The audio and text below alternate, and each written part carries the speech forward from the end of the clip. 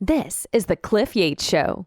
Personal growth, motivation, inspiration, and philosophies for a great life. Hey, everybody. Welcome to the Cliff Yates Show. As always, you are in the right place. And I have a great guest today for you. I mean, this is really going to be a treat for you. And before I bring her on, I want to give her the honor of a little bit of an introduction here. Dr. Mary Sanders is with us today, and she is a medical intuitive. She's a doctor of chiropractic. She's a certified expert in positive psychology, when we're all about that, and intuition medicine. She has spent over 3 decades guiding individuals toward physical, emotional, and energetic well-being. Drawing on her experience in neuroscience, energy, medicine, and holistic health, she helps leaders and high performers regulate their nervous system, embody resilience, and transform the way they lead. Dr. Mary has practiced globally, living and teaching in Vietnam, Indonesia, and Colombia. I can't wait to hear about her world travels and actually living abroad for over 10 years. And today, she continues to serve clients worldwide through her integrative healing work. All right, I'm going to bring Dr. Mary on right now. There you are, Dr. Mary. How are you? No worries. I'm so happy to be with you today. Thank you for having me. Yeah, I was really excited because I was looking. Now, I know your mission really is on really supporting women in their spiritual journey, right? To finding their true self. Is that what you mainly focus on serving? You know what? I treat men as well in my practice. I'm not going to lie to anybody, but I have my strengths are oriented in supporting women. I can relate to women even more easily. So, yes, I gear most of my services towards women. Fantastic. I'm going to have all the links to your website, and so my people can get a hold of you, because I was a police officer for 35 years, and I have connections with many wonderful women officers who have since retired. And I just think that, they could really, really expand their openness to receiving healing energy through you. And that's what I think you're all about. Is that right? That is true. But, to hear you, I knew that you were retired from the LA service, correct? Yeah, LA Sheriff's Department. Yes.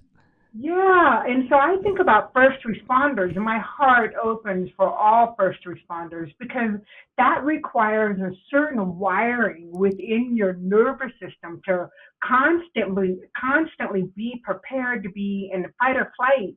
That's a high stimulation. It's a high demand type occupation. So yes, I think that everybody that is a first responder would benefit from some energy medicine techniques just to help regulate the central nervous system.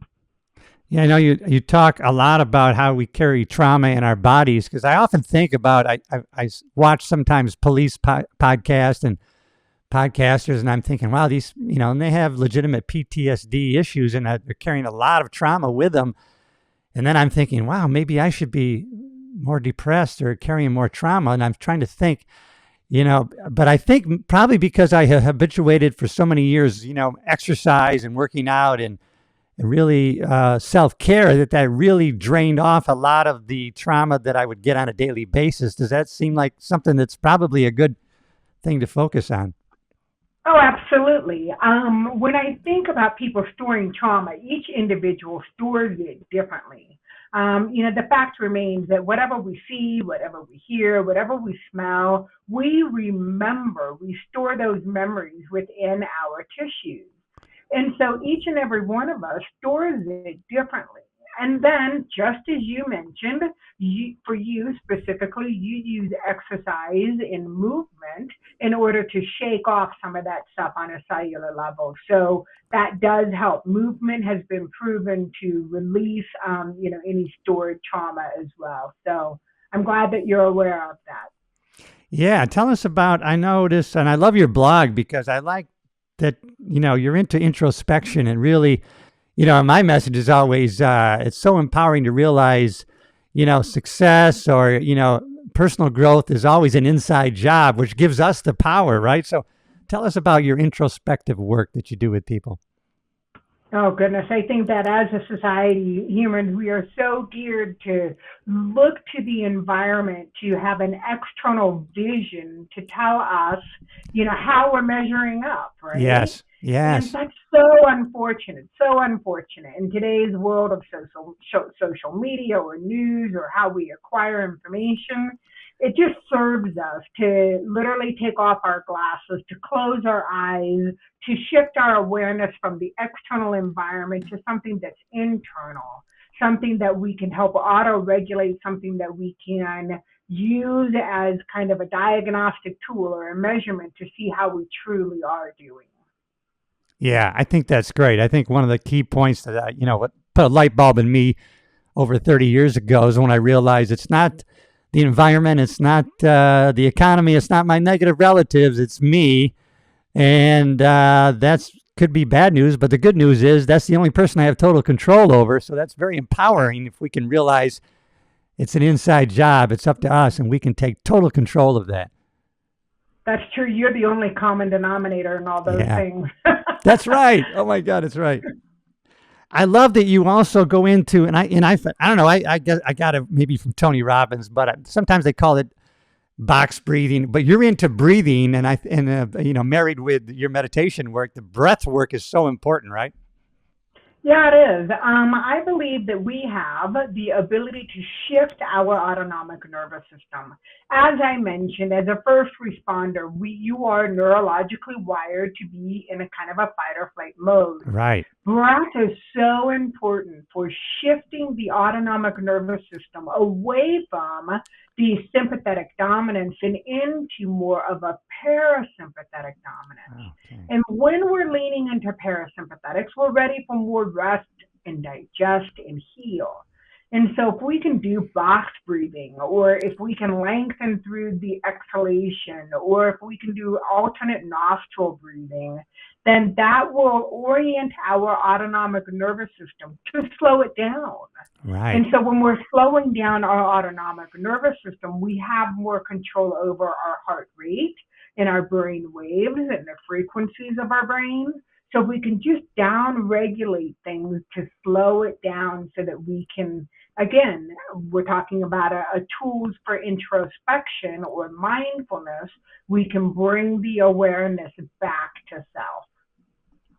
Yeah, my wife would laugh at me because I would do this, because if I don't watch it, I'll be predominantly a mouth breather. So I concentrate on breathing through my nose, 3, 4, and then holding it for 3, 4, 5, then exhale for 3, 4, 5, and then I'll do that 5 or 6 times. You talk about 50 breaths or something, right? I don't think I put a number to it, but Okay. we can, you can start with, 5, 6, 7, however many times. Just, I think that conscious act of slowing down Yes. and Yeah. focusing on your breath leads you away from that shallow breathing that so many of us are accustomed to. Another thing I learned, and maybe you know about this too, right? So one of the systems that, we have our lungs and our blood is pumped by our heart, and we have all these systems that propels these healing systems. But, our lymphatic system requires movement and deep breathing. So actually the deep breathing stimulates the lymphatic. So we are filtering things through our lymphatic nodes.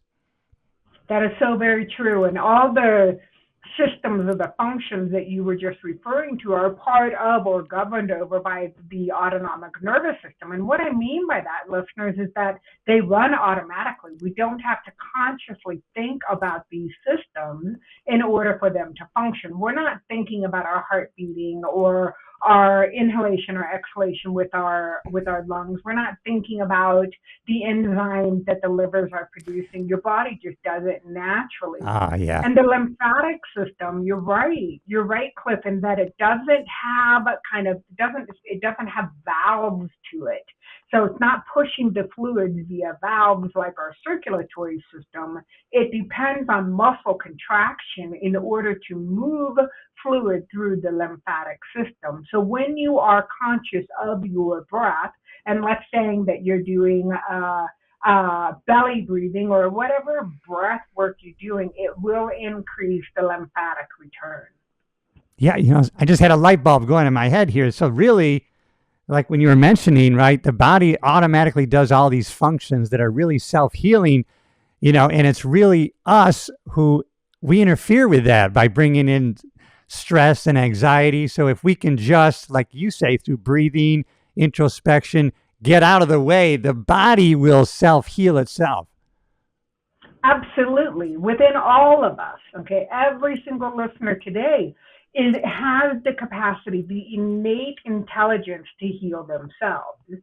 And so the healing literally comes from above down, inside out, and we emanate that as we move through life.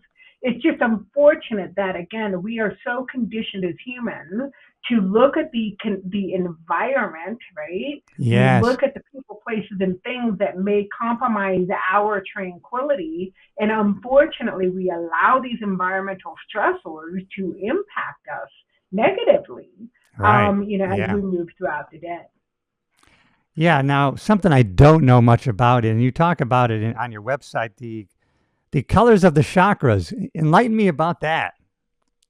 Oh, goodness. Well, I would like to provide a little bit of background about what chakras are and what they do before we even begin to talk about color. But listeners, I just want to start with the idea, the notion, and I know this may be new to some of you. It may force you to think outside of the box a little bit, but I'm going to invite you to just accept the idea that there are electromagnetic fields that surround our physical body. Every living organism has an electromagnetic field that surrounds them.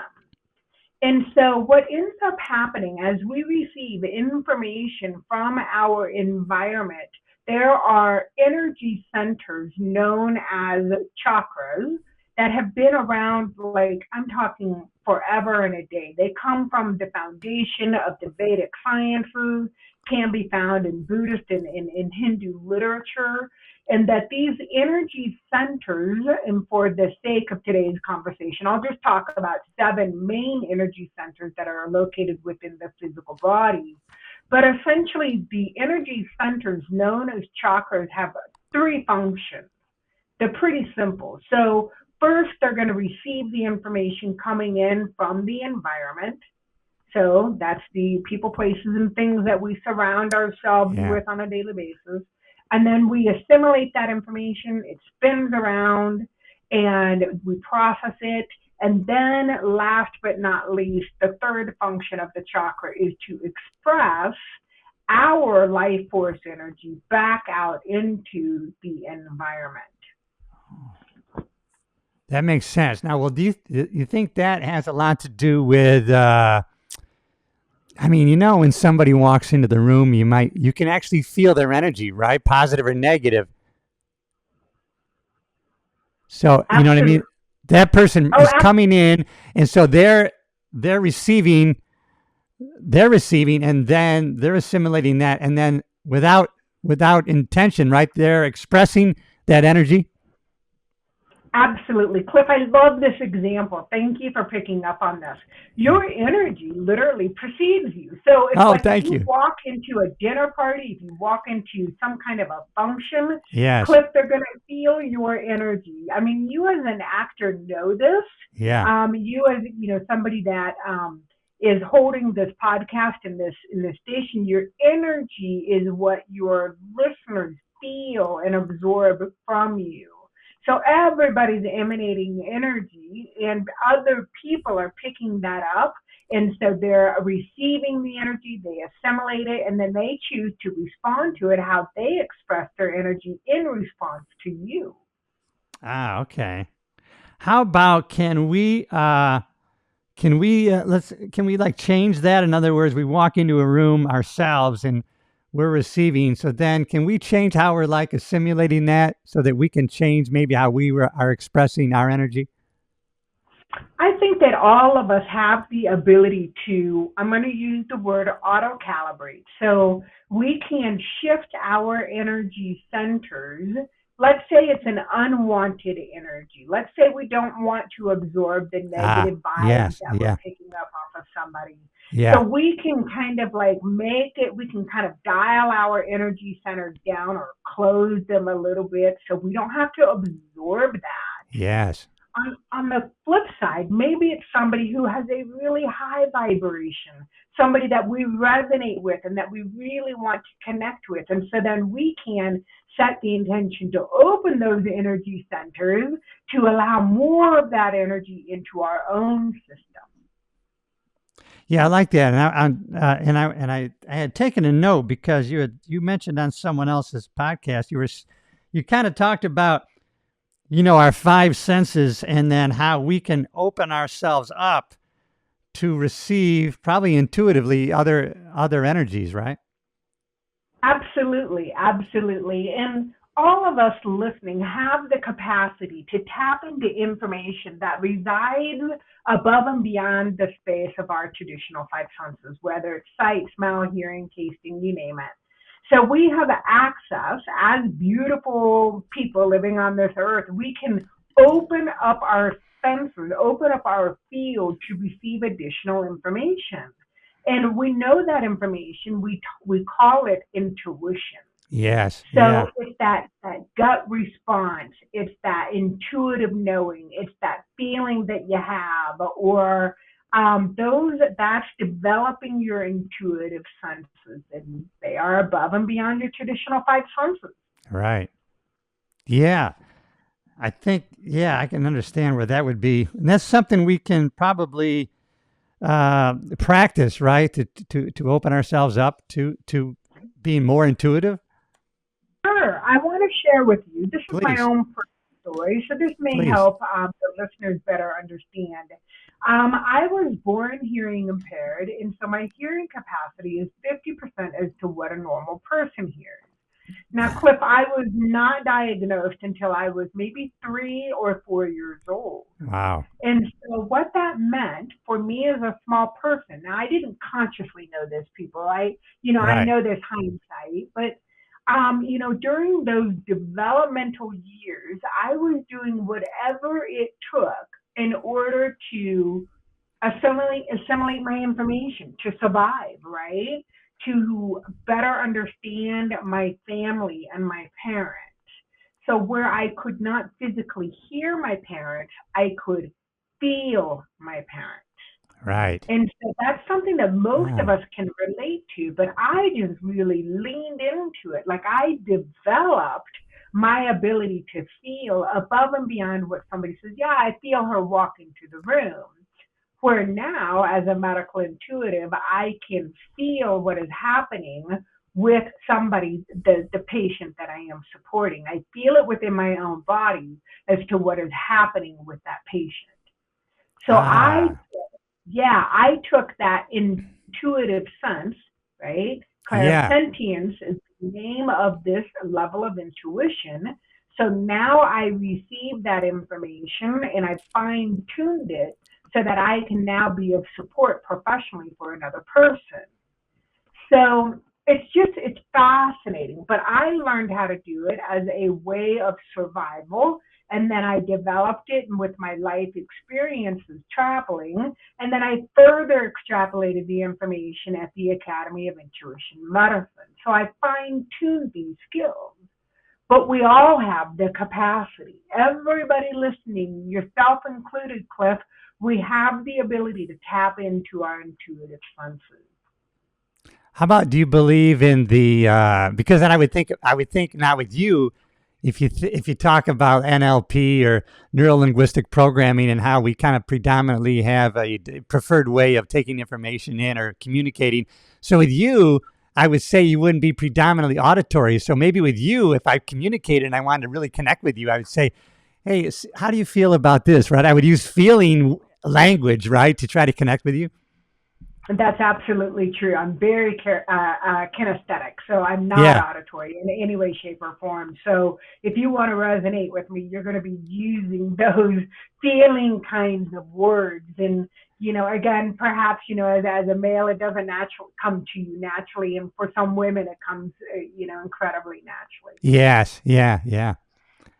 I'm an oddball in a lot of ways. I think because I'm left-handed, I'm always in the right side of my brain, and I like things that most people don't really like in my profession and my gender, really. Oh, So that's lovely. That's a it's kind gift. of weird. I don't know. Yeah.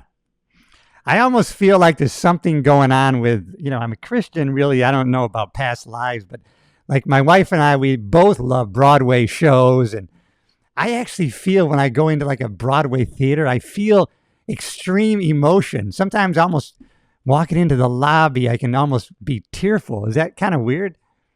No, I love that. I love that for you as being an actor and a performer.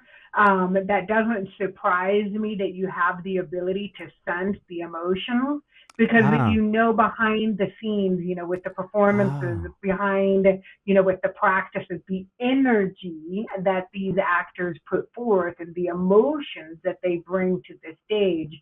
It is very palpable. I agree. And oh. I'm So so I'm happy that probably you I'm picked probably that up. feeling that right then within the environment. Correct. Oh, wow, that's cool. Okay. I like that. And I also like, let's go into, well, before I go into that, how about how long you lived overseas? 10 years? Little over 10 years, yes. 10 years. Now, in your healing practices, did you pick up a lot of things from different cultures when you were living overseas or? Absolutely, absolutely. It was such an honor. It was an honor to be a guest in these various different cultures. And so there was an element of respect that I always had for the natives, and regardless what country that I was living in, I always wanted to know and to, inquire about what were natural healing modalities in those cultures. So whether it be acupuncture, whether it be, ways of stripping the lymphatic system or the way that they exercise or the way that they meditate or how they live, all of it was so fascinating to me, Cliff, Yeah. especially when I was living in Vietnam. I mean, there's nothing, as Americans, we can't really resonate with the culture of the Vietnamese. And so the only way, and again, for me, it was a blessing. I mean, there's a difference between learning this information or reading about a culture versus being saturated in the culture.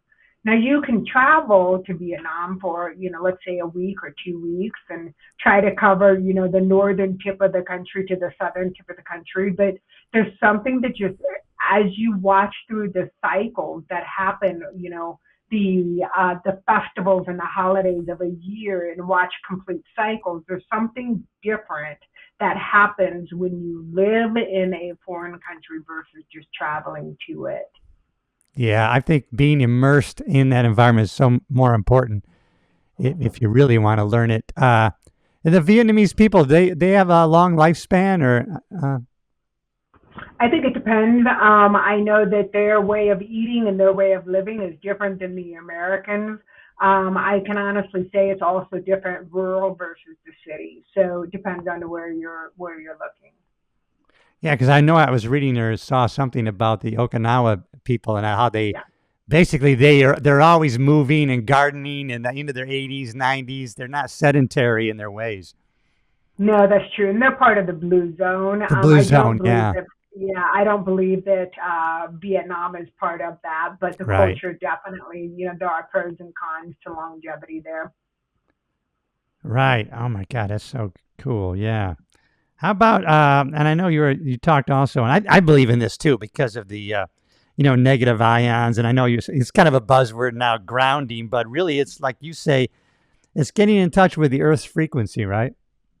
Yeah, there's a huge industry, there's a huge market in today's industry, grounding. I mean, the products that are coming out, you can have grounding sheets for your mattresses or grounding pads for your Yeah, computer or various different things to surround you with the earth's frequency. I mean, what science has taught us about the benefits of grounding, I mean, that's common knowledge these days. The yeah, healing vibes that you get literally from connecting with Schumann's resonance, that 7.83 hertz. yeah, It surrounds all of us, and quite honestly, the Earth's frequency is it's the most sustainable frequency that we have available to all of us. But very few of us actually are mindful and conscious about taking the time to meet and greet the frequency of Mother Earth. And that's why that's one of the first things that I hold space for my patients is to teach them how to ground and to trust and to Yes. receive the nurturance and the support from Mother Earth. Yes. Yeah. Yeah, I am actually on I'm on a private island that my grandmother acquired in the 40s. And so I'm here by myself on this island in the middle of the St. Lawrence River, Thousand Island region, and it's very spiritual. You're cut off from any car noise or you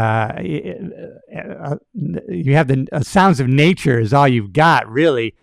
And then the water here comes out of the Great Lakes, and it really, by the time it gets to me, it's come a couple hundred miles over mostly granite bottom, and when you swim in it, it's almost medicinal. I think it's really like a mineral water bath, really.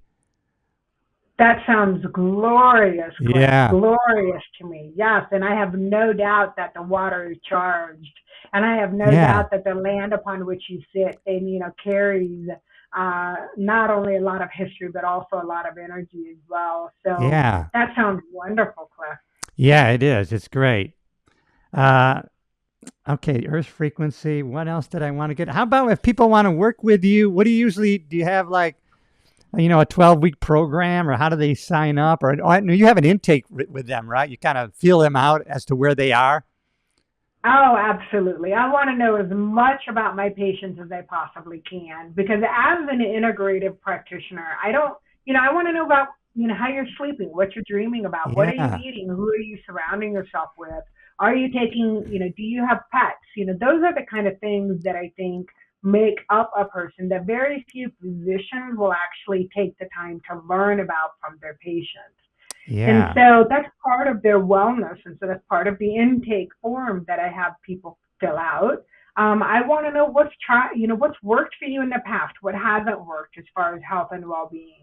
I want to know if you've had addictions or abuse in your history. I want to know, what areas of your life you're thriving in. And so all of that information gets shared. And then from there, we establish like what is it that we're going to focus on? What is it? What's the intent behind the patient's healing?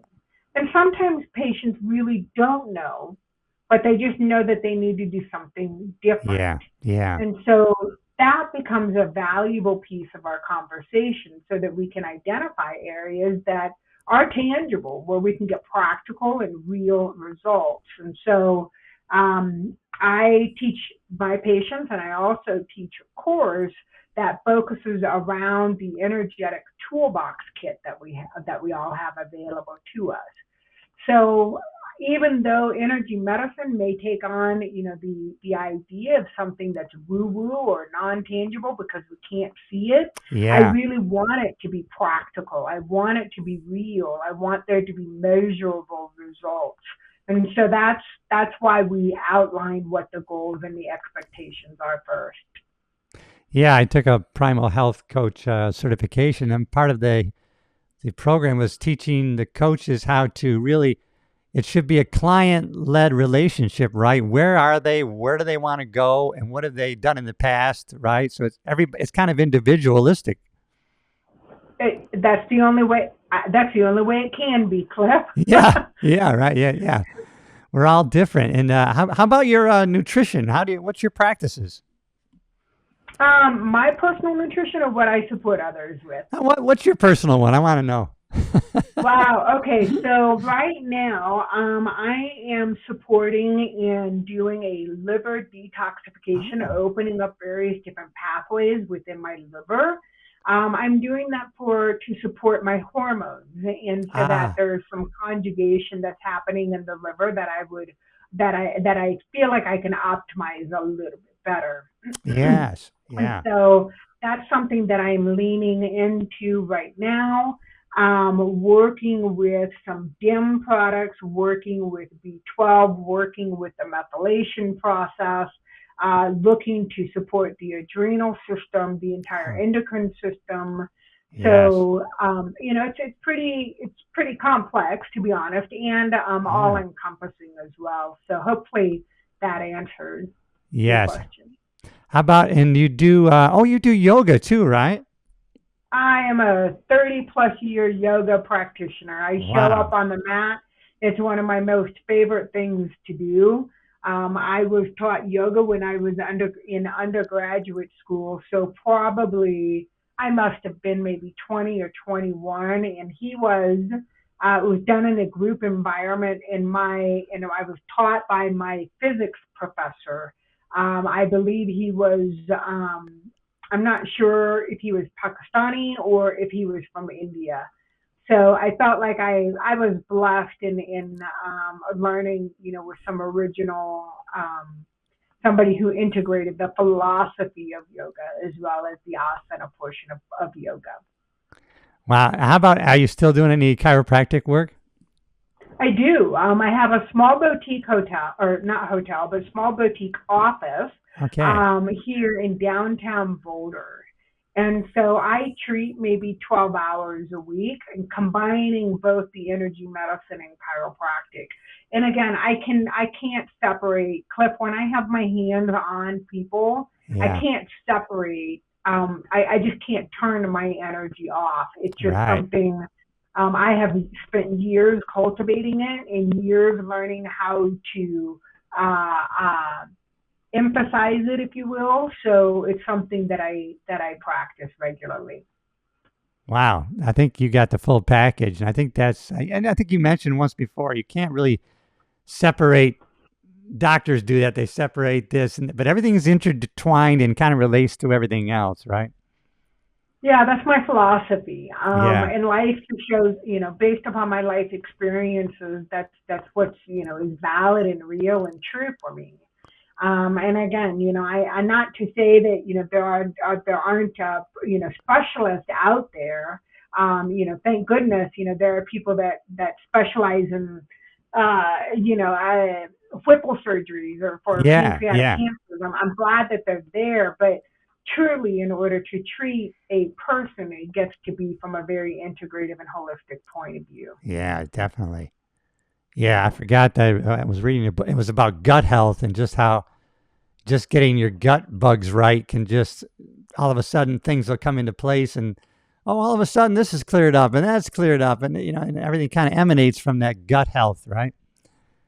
It sure does. And, the people don't think about, the gut and the brain health and how they're Yeah, integrated. that's right. Oh my So goodness. it's so complex. Yeah, and it's simple at the same time. So you Right, kind of yeah. are what you. That's right. Yeah. That's true. Okay, where can people get a hold of you, Dr. Mary?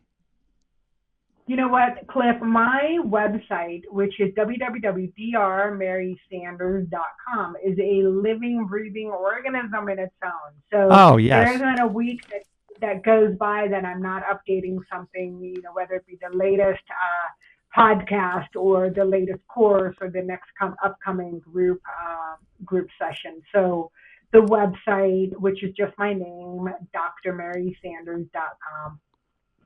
Great. I'm going to put a link in the YouTube description and also in the podcast show notes so somebody wants to get a hold of you. And you do like coaching and help people remotely, right? No matter where they live in the world.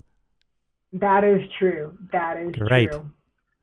Wow. Well, this has really been a pleasure. And I do love your website. I'm going to send people there and I love your blog. It has so much information on it. I read it for like a couple hours today and I got so much out of it. And your website is very complete and man, it's great. And you're doing great work. And that's something there's no greater joy than having a positive impact on other people. And I know I love it. So you're doing the right thing. Thank you. That's all that, I'm just aligning with what my true purpose is. And I agree. I love the upward spiral of sharing positive energy with other people. All right, fantastic. Hold on a little bit as I sign off here, and we'll do a little debriefing, and we'll say goodbye. And so thank you, everybody. You know what to do. You're in the right place. Subscribe to the channel, follow the show, and listen, I just have joy in having a positive impact on you. I'll see you in the next episode.